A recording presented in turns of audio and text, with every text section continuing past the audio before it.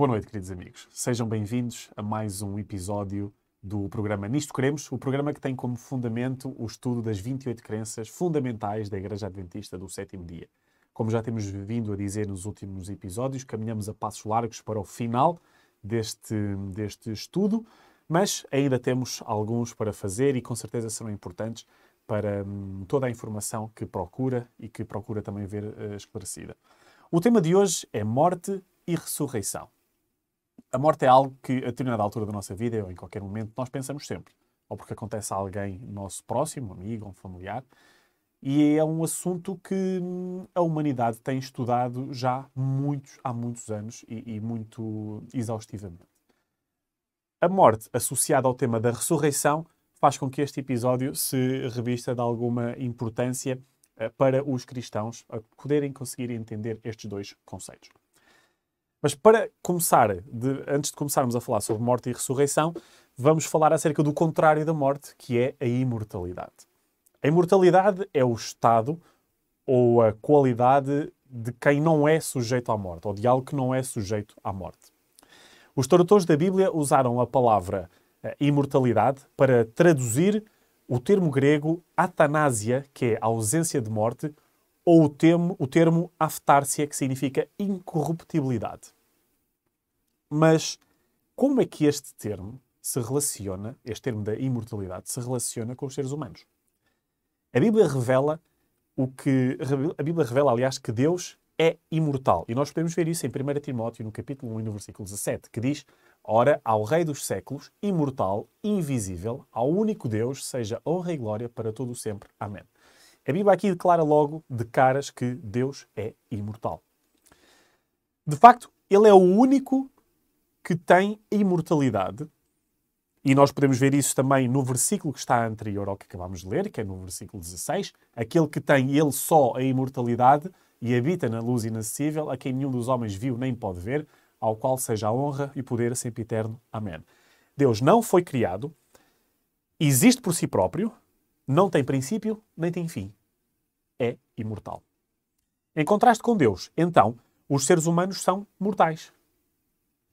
A Escritura, a Bíblia, compara a nossa vida como se fosse um vapor que rapidamente desaparece. E quem já viu água a ferver, vê que o vapor é algo que dura muito pouco tempo. Nós podemos verificar essa analogia em Tiago, no capítulo 4, no versículo 14, que diz: Digo-vos que não sabeis o que acontecerá amanhã, porque que é a vossa vida? É um vapor que aparece por um pouco e depois se desvanece.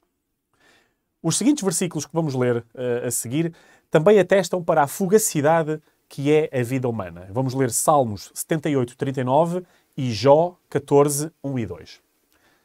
Porque se lembrou de que eram carne, um vento que passa e não volta. E em Jó, o homem, nascido da mulher, é de bem poucos dias e cheio de inquietação. Sai como a flor e se seca, foge também como a sombra e não permanece. Nestes versículos nós vimos claramente que, contrário à ideia de imortalidade, que Deus é o único que tem, nós, por muitos anos que vivamos, somos mortais e a nossa vida passa muito, muito rápido. Deus e os seres humanos diferem acentuadamente neste aspecto. Deus é infinito, nós não somos. Deus é imortal e nós não somos. Na criação, a vida humana começou da seguinte forma, e nós vemos em Gênesis 2:7. E formou o Senhor Deus o homem do pó da terra e soprou nos seus narizes o fogo da vida, e o homem foi feito alma vivente. O relato da criação, que nós já estudámos também noutro episódio, revela que a humanidade recebeu de Deus, através deste sopro, a vida. E nós podemos confirmar isso em Atos 17, 25 a 25 e depois em Colossenses 1, 16 a 17. Nem tão pouco é servido por mãos de homens, como que necessitando de alguma coisa, pois Ele mesmo é quem dá a todos a vida, a respiração e todas as coisas. E de um só fez toda a geração de homens para habitar sobre toda a face da terra, determinando os tempos já dantes ordenados e os limites da sua habitação, para que buscassem ao Senhor, se porventura, tateando, o pudessem achar, ainda que não está longe de cada um de nós. Porque nele vivemos e nos movemos e existimos, como também alguns dos nossos poetas disseram, pois somos também a tua geração. E em Colossenses 1, 16 a 17, porque nele foram criadas todas as coisas que há nos céus e na terra, visíveis e invisíveis, sejam tronos, sejam dominações, sejam principados, sejam potestades. Tudo foi criado por ele e para ele. E ele é antes de todas as coisas e todas as coisas subsistem por ele. O que é fato nestes relatos que nós acabamos de ler é que a imortalidade não é inata nos seres humanos, mas um dom de Deus. A própria vida não é inata nos seres humanos, é um dom de Deus. Aquele que é imortal é que nos dá a vida. Contradizendo, aliás, ou melhor, antes um bocadinho, Deus teve o cuidado de explicar ao ser humano por que razão, depois de ter sido criado imortal, o ser humano perdeu essa imortalidade.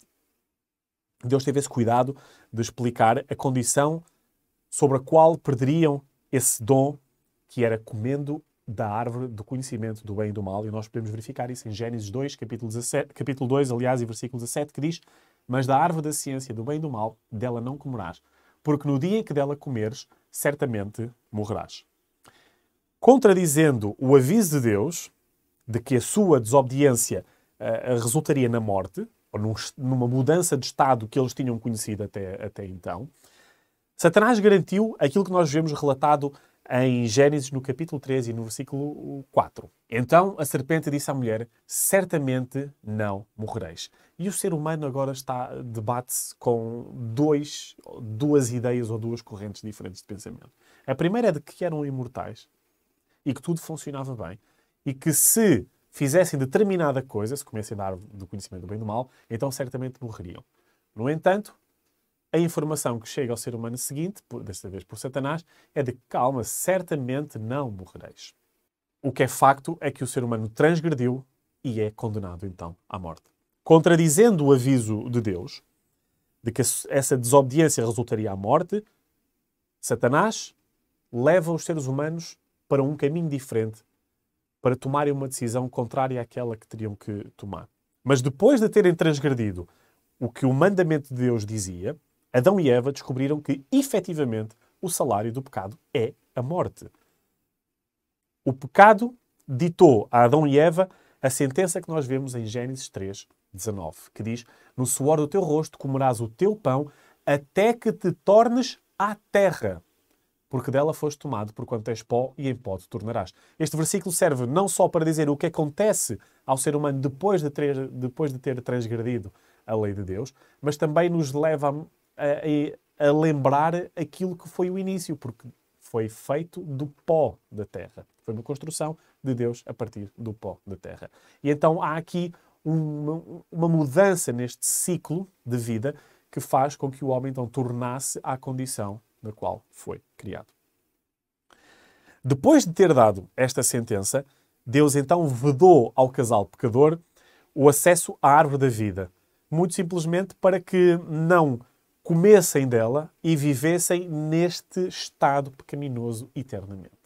Esse não era o objetivo de Deus. Este ato divino torna claro que a mortalidade prometida sob a condição da obediência da lei de Deus perdeu-se através da decisão do próprio humano, perdeu-se através do pecado. Mas existe uma esperança.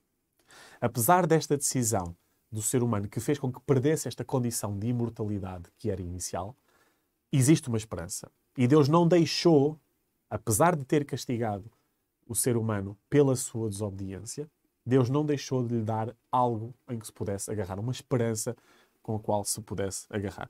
Apesar de nós hoje em dia nascermos mortais, contrária à ideia que era inicialmente na criação, a Bíblia incita-nos a procurar essa imortalidade. E nós podemos ver o que Paulo diz em Romanos, no capítulo 2 e no versículo 7. A saber, a vida eterna aos que, com perseverança em fazer bem, procuram glória e honra e incorrupção. Só há uma fonte desta procura, que Paulo nos diz. Só há uma fonte desta imortalidade. E essa fonte é Jesus. E nós podemos ver nos seguintes versículos, Romanos 6, 23 e 1 João 5, 11.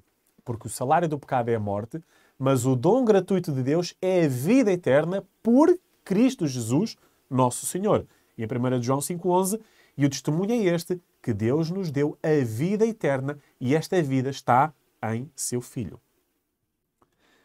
Jesus não só é a fonte desta imortalidade, mas Jesus também, ele próprio, destrói a morte. E nós podemos verificar isso, mais uma vez, abrindo a Bíblia, em 2 Timóteo, capítulo 1, versículo 10. E que é manifesta agora pela aparição de nosso Salvador Jesus Cristo, o qual aboliu a morte e trouxe à luz a vida e a incorrupção pelo Evangelho. Vejamos também o que o mesmo Paulo nos diz agora em 1 Coríntios, no capítulo 15 e no versículo 22. Porque, assim como todos morrem em Adão, assim também todos serão vivificados em Cristo. Através de Adão, nós estamos condenados. Nascemos pecadores. Mas por Cristo, nós somos vivificados e temos a possibilidade do acesso à imortalidade.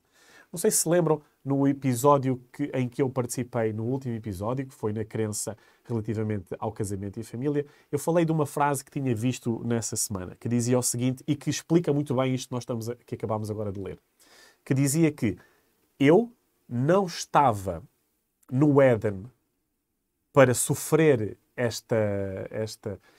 os efeitos do pecado, da transgressão do pecado de Adão, mas eu também não estava no Calvário para ter acesso a esta salvação e o acesso à imortalidade que, através de Jesus, nos é permitida ter. O próprio Jesus, o próprio Cristo, disse que a sua voz haveria de abrir as sepulturas e ressuscitar os mortos, ou seja, voltar a dar a vida a quem não estava vivo. E nós podemos verificar em João capítulo 5, nos versículos 28 e 29, que diz: não vos maravilheis disso, porque vem a hora em que todos os que estão nos sepulcros ouvirão a sua voz. E os que fizerem o bem sairão para a ressurreição da vida, e os que fizerem o mal para a ressurreição da condenação. Se Cristo não tivesse vindo, a situação humana seria sem esperança. Esta é a conclusão a que nós chegamos. E todos aqueles que morreram teriam perecido eternamente. Portanto, a fé em Jesus não só anula a pena do pecado, mas também garante ao crente o precioso dom da imortalidade. Este fundamento com que nós começamos o programa, o episódio de hoje. Cristo trouxe à luz a vida e a imortalidade. E nós vemos isso claramente quando Paulo diz o seguinte em 2 Timóteo 3,15. E que, desde a tua meninice, sabes as sagradas letras que podem fazer-te sábio para a salvação pela fé que há em Cristo Jesus. Aqueles que não aceitam o Evangelho não recebem a imortalidade. E o objetivo de um cristão é a salvação e a vida eterna. Aqueles que não aceitam o Evangelho de Jesus Cristo não terão acesso à salvação, não terão acesso a esta imortalidade. Só a morte é a cessação da vida. É o fim, é o término da vida. Mas o que é que diz a Bíblia acerca da condição da pessoa depois de morta? E porquê é que isto é importante para os cristãos? Porquê é que é importante que os cristãos compreendam este ensino bíblico? A morte não é uma aniquilação completa. Ponto prévio. A morte, apesar de nós entendermos a morte como um fim, a morte não é o fim. A morte não é este fim. É somente um estado de inconsciência temporária enquanto a pessoa em questão espera a ressurreição.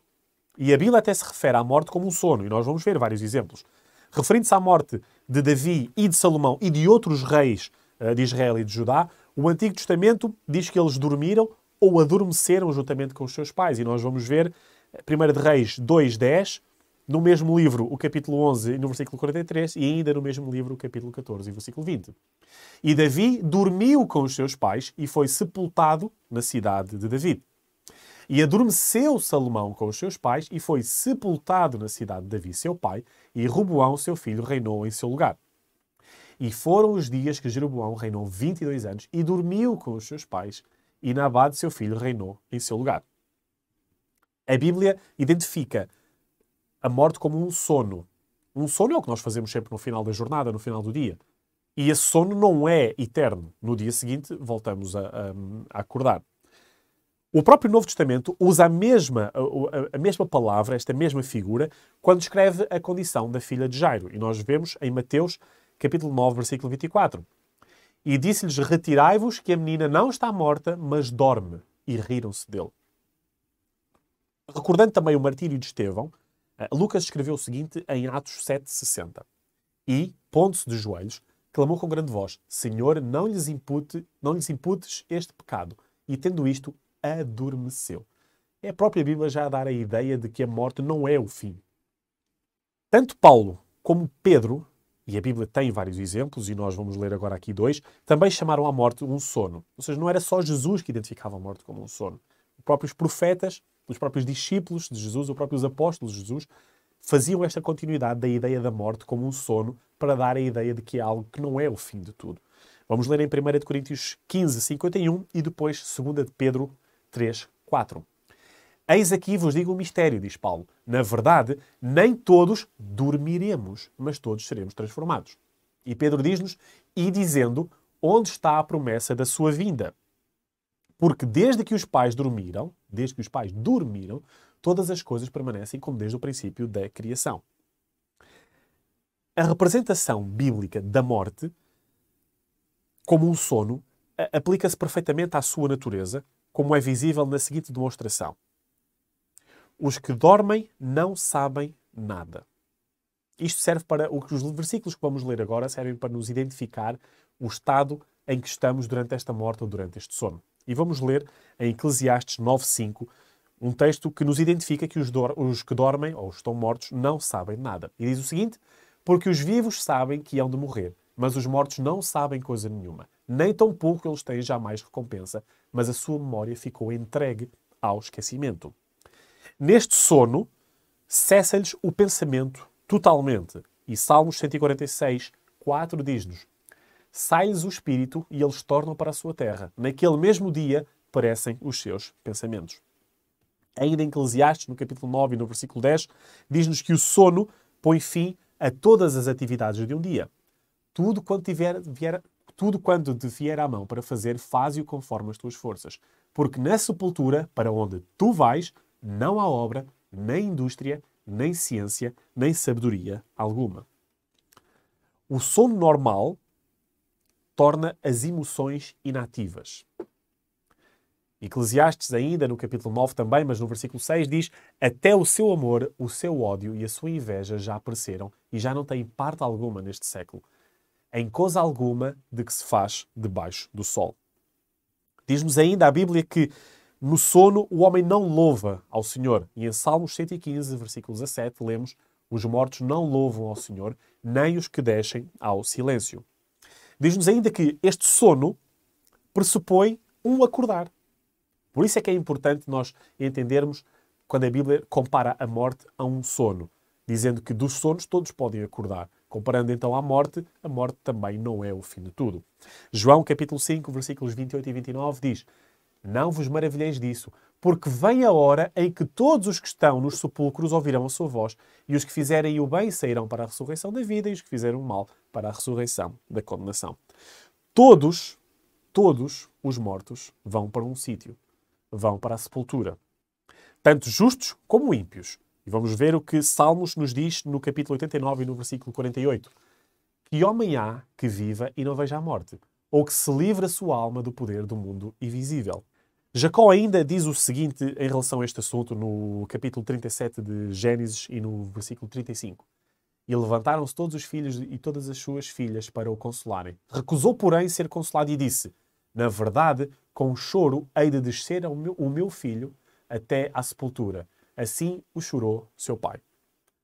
Acabamos de ver aqui nestes últimos versículos que a sepultura, o sítio para onde vão os que adormecem, os que morrem, não é um lugar onde possa haver consciência. É um sono que, embora não seja eterno, a morte não seja eterna, é, no entanto, um estado onde cessa tudo. Pensamento, ideias, louvores, tudo. Nada funciona. Uma vez que a morte é um sono, e para onde vão na sepultura depois deste estado de morte, ninguém está consciente. Os mortos permanecem neste estado de inconsciência na sepultura até à ressurreição. Momento esse em que a sepultura entregará os seus mortos. Nós vamos ver o que está em Apocalipse, no capítulo 20 e no versículo 13. E deu o mar os mortos que nele havia, e a morte e o inferno deram os mortos que neles havia, e foram julgados cada um segundo as suas obras. Embora o corpo volte para para a mesma matéria de onde foi criado, que é o pó, que nós lemos logo no início, o espírito volta para Deus. Salomão diz o seguinte em relação a este assunto, quando falava da morte, em Eclesiastes, no capítulo 12 e no versículo 7. E o pó volte à terra, como o era, e o espírito volte a Deus, que o deu. E isto é verdade a respeito de todos, tanto justos como ímpios. Muitos têm pensado que este texto que nós acabámos de ler, em Eclesiastes 12, 7, mostra que a essência da pessoa continua a viver após a morte. Mas na Bíblia, nem o termo em hebraico, nem o termo grego equivalentes a espírito, ruach e pneuma, respectivamente, às línguas, se referem a entidades inteligentes ou capazes de possuir uma existência consciente, independentemente do corpo que já está morto. Pelo contrário, estes termos que nós falamos agora, ruach e pneuma, em hebraico e em grego, referem-se ao fôlego, aquele fôlego que foi soprado no nariz de Adão. O princípio vital, que é o princípio vital que anima tanto animais como os seres humanos. E Salomão escreve o seguinte, ainda também em Eclesiastes, mas no capítulo 3 e nos versículos 19 a 21. Porque o que sucede aos filhos dos homens, isso mesmo também sucede aos animais. A mesma coisa lhes sucede. Como morre um, assim morre o outro. Todos têm o mesmo fôlego. E a vantagem dos homens sobre os animais não é nenhuma, porque todos são vaidade. Todos vão para um lugar. Todos são pó e todos ao pó tornarão. Quem adverte que o fôlego dos filhos do homem sobe para cima e que o fôlego dos animais desce para baixo da terra? Assim, segundo Salomão, na morte não há diferença entre o espírito homem e o espírito animal. A declaração de Salomão de que o espírito volta para Deus, que deu esse mesmo espírito, indica que o que volta para Deus é simplesmente o princípio da vida que ele inicialmente deu a Adão.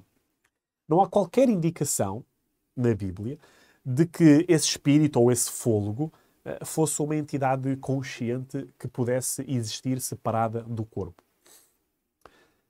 Mas vamos mudar agora um bocadinho o rumo do programa. Vamos falar sobre a primeira e a segunda morte, que tema esse cuja Bíblia também nos fala. A segunda morte é o castigo final dos pecadores que não se arrependeram. Todos aqueles cujos nomes não estão escritos no livro da vida. E essa segunda morte acontecerá no fim dos 1000 anos. E para fazer já aqui uma chamada de atenção para o próximo episódio, os 1000 anos vão ser estudados nesse mesmo próximo episódio, para o qual peço a vossa atenção. Será um tema muito, muito importante. E desta morte, desta segunda morte, que ocorrerá depois dos 1000 anos, tema que vamos ver no próximo episódio, não haverá ressurreição.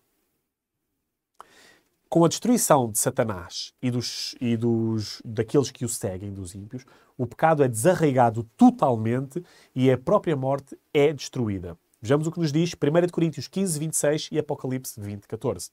Ora, o último inimigo que há de ser aniquilado é a morte. E Apocalipse diz-nos, e a morte e o inferno foram lançados no lago de fogo. Esta é a segunda morte. E Cristo deixa-nos uma certeza. E nós podemos ver ainda em Apocalipse, mas no capítulo 2 e no versículo 11. Quem tem ouvidos, ouça o que o Espírito diz às igrejas. O que vencer não receberá o dano da segunda morte.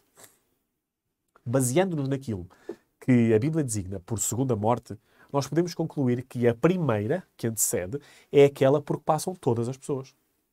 Exceto aquelas que são transladadas, claro está. E que é a consequência da transgressão de Adão. O salário do pecado é a morte. É o resultado normal da degeneração provocada pelo pecado na humanidade. A ressurreição é a restauração da vida neste corpo já morto que dorme. Juntamente com a plenitude do ser e da personalidade subsequente à morte. E é porque nós estamos sujeitos à morte que tem que existir uma ressurreição. Sem a qual não haveria para esses mortos algo além do túmulo, além da sepultura. Em toda a parte do Antigo Testamento e também do Novo Testamento, os mensageiros de Deus exprimiram muitas vezes a sua esperança na ressurreição. Nós vamos ler apenas 2 exemplos. O primeiro está em Jó, no capítulo 14, versículos 13 a 15, e o segundo em 1 Coríntios 15, 21 e 22. Em Jó diz-nos, Tomara que me escondesses na sepultura e me ocultasses até que a tua ira se desviasse e me pusesses um limite e te lembrasses de mim. Morrendo o homem, porventura, tornará a viver? Todos os dias de meu combate esperaria até que viesse a minha mudança. Chamar-me-ias e eu te responderia, afeiçoa-te à obra das tuas mãos. E em Coríntios, porque assim como a morte veio por um homem, também a ressurreição dos mortos veio por um homem. Porque assim como todos morrem em Adão, assim também todos serão vivificados em Cristo. A esperança da ressurreição estimula-nos com a perspectiva de nós podermos gozar um futuro melhor para lá deste mundo corruptível que nós conhecemos. Em que a morte é o destino de todos neste mundo. A ressurreição dos justos mortos para a imortalidade está diretamente ligada à ressurreição de Cristo. Pois é Cristo que, ou melhor, é o Cristo ressuscitado que no fim virá ressuscitar os mortos. E nós podemos confirmar isso em João, no capítulo 5, nos versículos 28 e 29, que diz: não vos maravilheis disso, porque vem a hora em que todos os que estão nos sepulcros ouvirão a sua voz, e os que fizeram o bem sairão para a ressurreição da vida, e os que fizeram o mal para a ressurreição da condenação. Agora, a pergunta que nos assalta é a seguinte: o que teria acontecido se Jesus não tivesse ressuscitado? Paulo resume assim as consequências no capítulo 15 da primeira carta a Coríntios. Em primeiro lugar, não faria sentido pregar o Evangelho. E nós podemos verificar em 1 Coríntios 15, 14. E, se Cristo não ressuscitou, logo é vã a nossa pregação e também é vã a nossa fé. Depois, Paulo diz-nos que não haveria perdão dos pecados e de nada serviria acreditar em Jesus. 1 Coríntios 15, 17. E, se Cristo não ressuscitou, é vã a vossa fé e ainda permaneceis nos vossos pecados. Paulo diz-nos ainda que não haveria qualquer ressurreição geral dos mortos se não tivesse existido ou se não acreditássemos na ressurreição de Jesus. 1 Coríntios 15, 12. Ora, se prega que Cristo ressuscitou dos mortos, como dizem alguns dentre vós que não há ressurreição dos mortos. Diz-nos também Paulo que não haveria esperança para lá da sepultura, para lá deste sono. 1 Coríntios 15, 17 e 18. E, se Cristo não ressuscitou, é vã a vossa fé e ainda permaneceis nos vossos pecados. E também os que dormiram em Cristo estão perdidos. Este Cristo, o Cristo que saiu do túmulo, era o mesmo Jesus que viveu aqui na Terra. Em carne e osso, como se costuma dizer hoje em dia. Tinha agora um corpo glorificado, mas continuava a ser um corpo real. Era tão real que os outros nem notavam a diferença. Vejamos o que nos diz João no capítulo 20, versos 14 a 18. E, tendo dito isto, voltou-se para trás e viu Jesus em pé, mas não sabia que era Jesus. Disse-lhe Jesus: mulher, por que choras? Quem buscas? Ela, cuidando que era um hortelão, disse-lhe: Senhor, se tu o levaste, dize-me onde puseste, e eu o levarei. Disse-lhe Jesus: Maria. Ela, voltando-se, disse-lhe: Raboni, que quer dizer mestre. Disse-lhe Jesus: não me detenhas, porque ainda não subi para meu Pai, mas vai para os meus irmãos e diz-lhes que eu subo para o meu Pai e vosso Pai, meu Deus e vosso Deus. Maria Madalena foi e anunciou aos discípulos que vira ao Senhor e que ele lhe dissera isto. O próprio Jesus negou que fosse qualquer espírito ou qualquer fantasma. E falando diretamente aos seus discípulos, ele disse o seguinte, e nós podemos ler em Lucas 24, versículo 39. Vede as minhas mãos e os meus pés, que sou eu mesmo. Tocai-me e vede, pois um espírito não tem carne nem ossos, como vedes que eu tenho. Mas para reforçar ainda esta ideia de realidade, da ressurreição após a morte, e para provar esta existência física da sua ressurreição, Jesus até comeu na presença deles. Lucas 24, capítulo 24, versículos 42 a 43. Diz: então eles apresentaram-lhe parte de um peixe assado e um favo de mel, o que ele tomou e comeu diante deles. A missão que estes discípulos empreenderam a partir deste momento, como resultado do acontecimento da ressurreição, foi tão forte por causa da prova que eles tinham de que haveria algo além da morte, havia uma ressurreição. Foi tão forte esta mensagem que sacudiu até o todo-poderoso Império Romano. E nós podemos verificar o que nos diz Atos no capítulo 17 e no versículo 6. Porém, Não os achando, trouxeram Jasson e alguns irmãos à presença dos magistrados da cidade, clamando: estes que têm alvoroçado o mundo chegaram também aqui. Pedro, o apóstolo Pedro, fala da ressurreição de Cristo como produzindo esta ressurreição uma viva esperança nos crentes a partir daquele momento. E 1 Pedro, no capítulo 1, no versículo 3, diz: bendito seja o Deus e Pai do nosso Senhor Jesus Cristo, que, segundo a sua grande misericórdia, nos gerou de novo para uma viva esperança pela ressurreição de Jesus Cristo de entre os mortos. Cada um dos apóstolos considerava-se designado para ser testemunha da ressurreição de Jesus.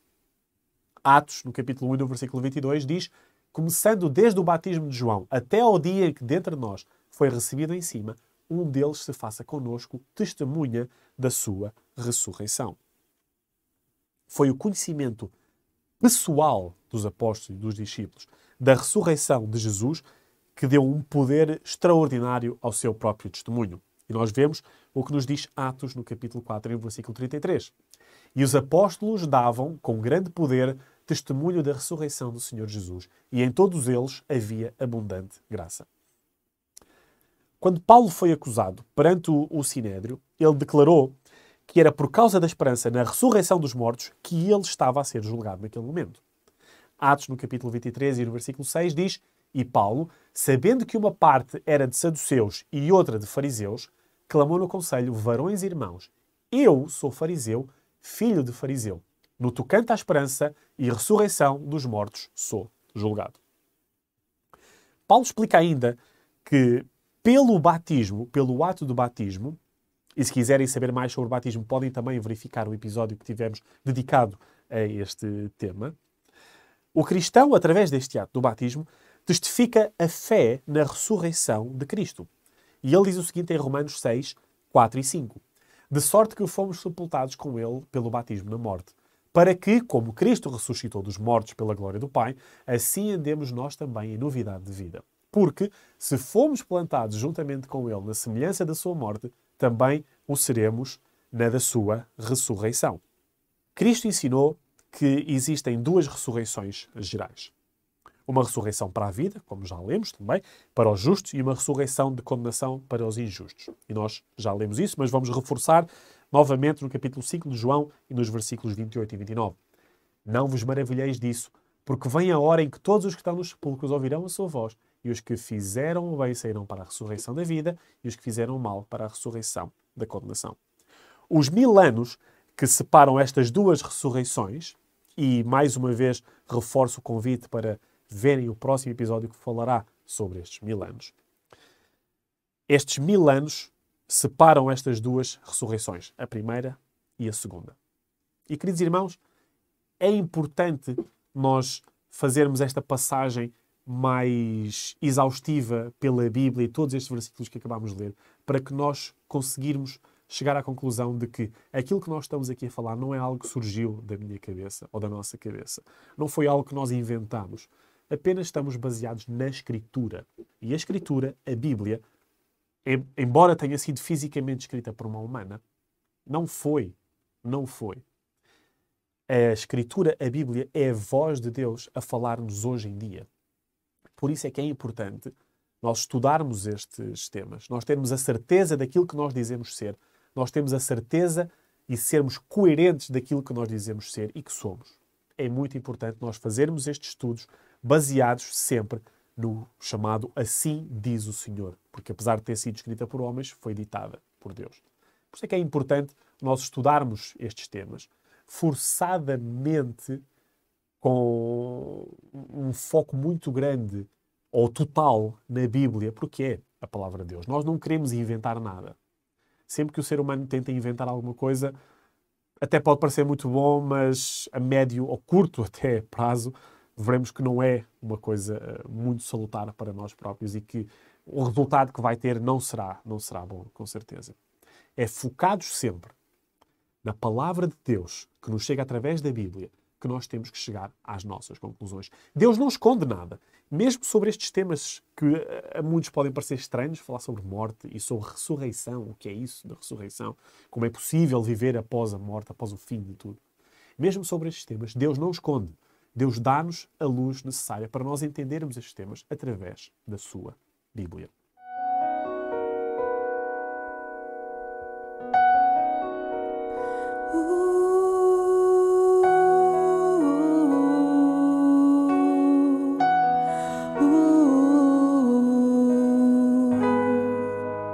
Sonho com o dia em que a dor não existirá.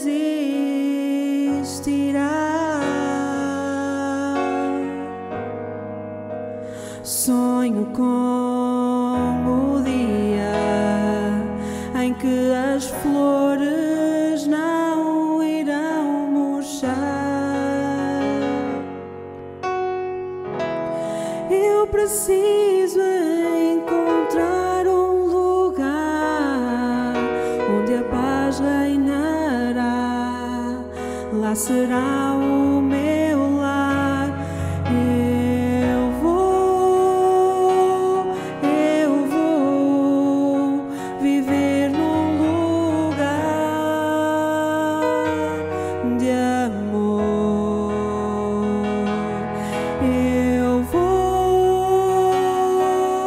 Eu vou viver com Jesus,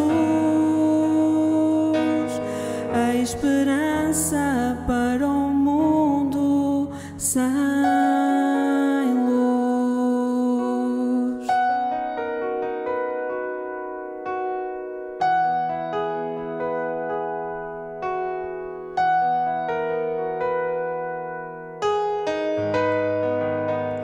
Vou rever amigos que se foram sem dizer adeus.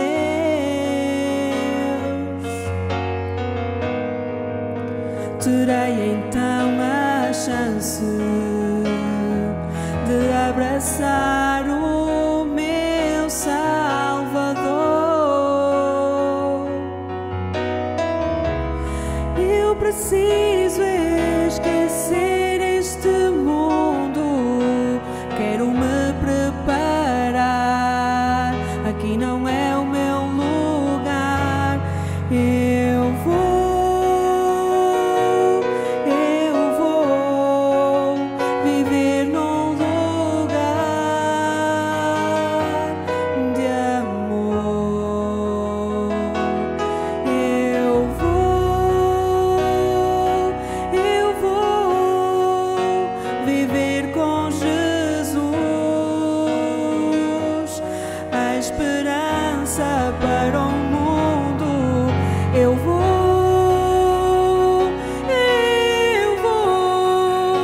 viver num lugar de amor.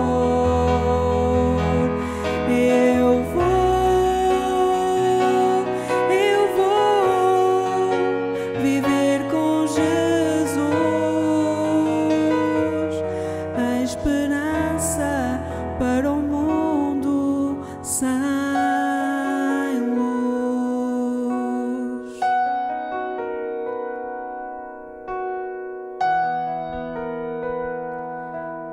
Eu vou.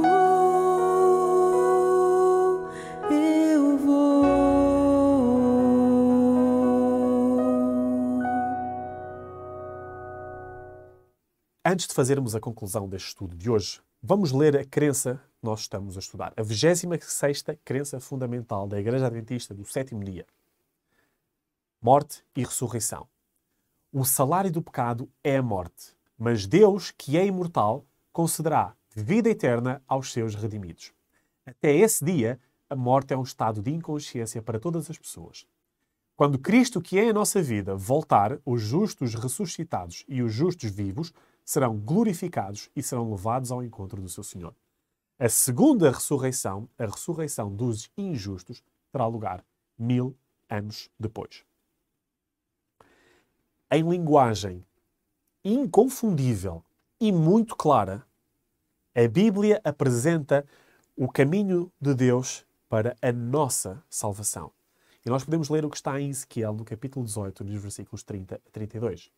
E diz-nos o profeta: portanto, eu vos julgarei a cada um conforme os seus caminhos. Ó casa de Israel, diz o Senhor Jeová, vinde e convertei-vos de todas as vossas transgressões, e a iniquidade não vos servirá de tropeço. Lançai de vós todas as vossas transgressões, com que transgredistes, e criai em vós um coração novo e um espírito novo. Pois por que razão morreríeis, ó casa de Israel? Porque não tomo prazer na morte do que morre, diz o Senhor Jeová. Convertei-vos, pois, e vivei. Este é o apelo. Sim, existe morte. Sim, existe dor. Mas sim, existe uma alternativa. Sim, existe uma ressurreição. Sim, existe uma solução, uma salvação para este problema. E Cristo claramente promete-nos o seguinte, em Apocalipse, capítulo 2, versículo 11. Quem tem ouvidos, ouça o que o Espírito diz às igrejas. O que vencer não receberá o dano da segunda morte. Se tudo aquilo que Cristo e Deus prometeram até esta altura não falhou, que razão temos nós para achar que vai falhar daqui para a frente? Para concluir, queridos amigos, aqueles que aceitarem Jesus e a salvação que Ele oferece sentirão uma alegria indescritível quando Ele finalmente regressar. Numa felicidade que nunca, nunca há de acabar, passarão e passaremos todos, é o nosso desejo, a eternidade como companheiros do nosso Senhor e Salvador. Ao contrário do que pensa muita gente neste mundo, a morte não é um fim. A morte é um sono.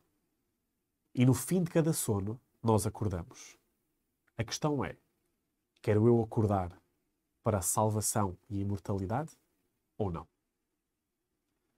Agradeço a vossa atenção em mais um episódio deste programa Nisto Queremos, onde estamos a estudar as 28 crenças fundamentais sobre as quais se baseia a Igreja Adventista do Sétimo Dia.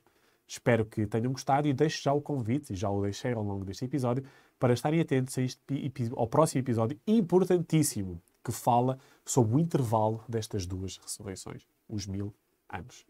Juntem-se a nós no próximo episódio e um bom sábado e que Deus nos abençoe a todos.